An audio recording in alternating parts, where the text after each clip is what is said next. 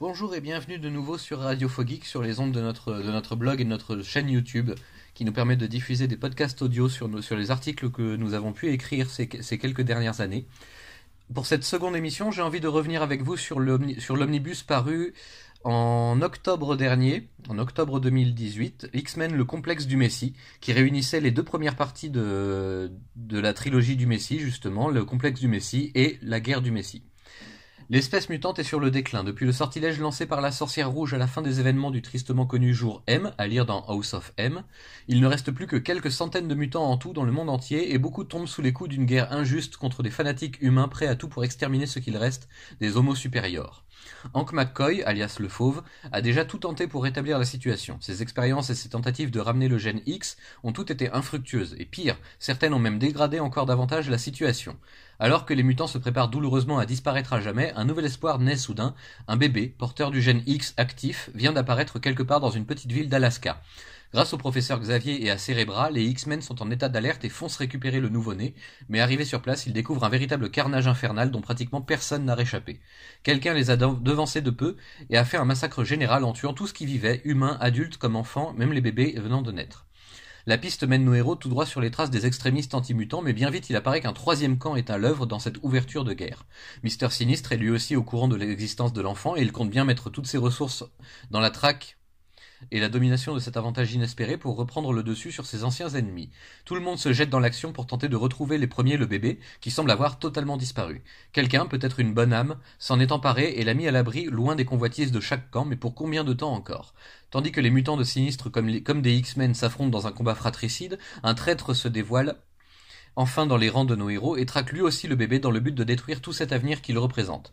Vu comme un véritable messie de l'espèce mutante, le bébé doit absolument survivre et être placé en sécurité là où personne ne pourra menacer son existence. Mais qui pourra garantir cette survie alors que le monde entier s'embrase soudain à cause de cette quête? Et ce nouveau-né est-il bien le messie pour lequel tout le monde se bat ou bien un antéchrist destinant au monde un avenir effroyable? Une chose est sûre pour tout le monde néanmoins, c'est que l'avenir de toute l'espèce mutante, mourante, est désormais en jeu plus que jamais.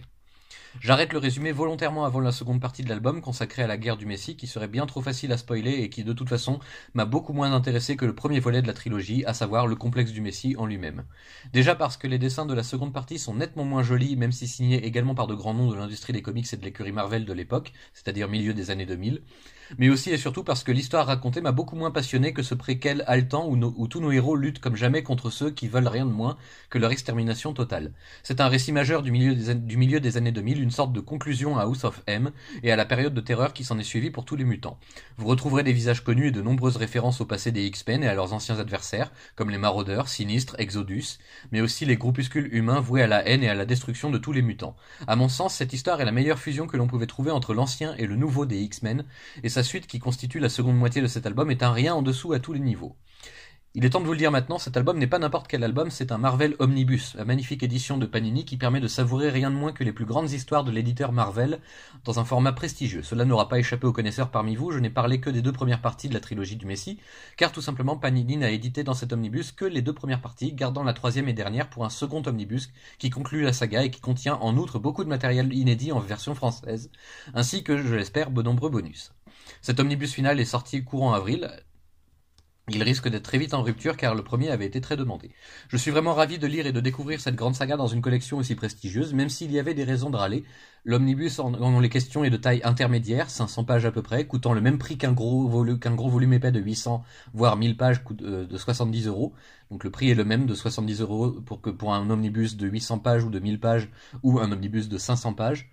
Donc ouais, c'est assez injuste, mais c'est comme ça. Malheureusement, la qualité de la collection Omnibus vaut 70 euros de toute façon, quelle que soit l'épaisseur du volume. La qualité de papier peut décevoir certains experts. Moi, tout bêtement, c'est le fait que la guerre du Messie n'était pas à la hauteur de mes espérances comparée au complexe du Messie, qui m'a fait vivre un grand moment de lecture des aventures des X-Men et m'a tenu en haleine tout un après-midi. Du reste, la collection Marvel Omnibus reste le meilleur moyen de vivre ce genre de passion, chère il est vrai, mais terriblement merveilleuse et promettant des heures de lecture et de réflexion. Si jamais vous avez encore des exemplaires disponibles quelque part en librairie ou sur internet, n'hésitez pas une seule seconde et foncez, car vous en aurez pour votre argent, quoi qu'on puisse en dire, sauf évidemment dans le cas des spéculateurs. Merci encore à Panini d'avoir fait l'effort de ressortir de ce prestigieux format cette trilogie qui demeure un incontournable pour comprendre l'évolution des mutants et de nos héros favoris dans les années 2000 et 2010. Il me reste encore à citer en guise de remerciement les différents artistes ayant œuvré sur ces deux premières parties de la trilogie. Au scénario, on peut noter Ed Brubaker, Peter David, Mike Carey, grand spécialiste des X-Men, Craig Kyle, Christopher Yost, Duane Zwierczynski, excusez-moi. Et au dessin, Billy Tan, Marc Silvestri, s'il vous plaît, Humberto Ramos, Chris Bacalo, Clayton Crane, Ariel Olivetti, Steve Dillon, Jamie McKelvey, Scott Eaton, Mike Choi, David R. Wilkins III.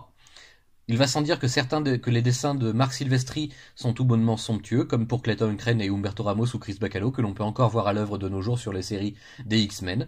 Les autres, malheureusement, sont un peu en dessous, je trouve, mais ça reste un avis personnel et subjectif. Tout le monde n'a pas la même appréciation d'un dessin, évidemment. Voilà, sur ce, j'espère que vous aurez apprécié cette lecture de l'article. N'hésitez pas à réagir en commentaire et à proposer des nouveaux albums sur lesquels vous aimeriez que je revienne en format audio.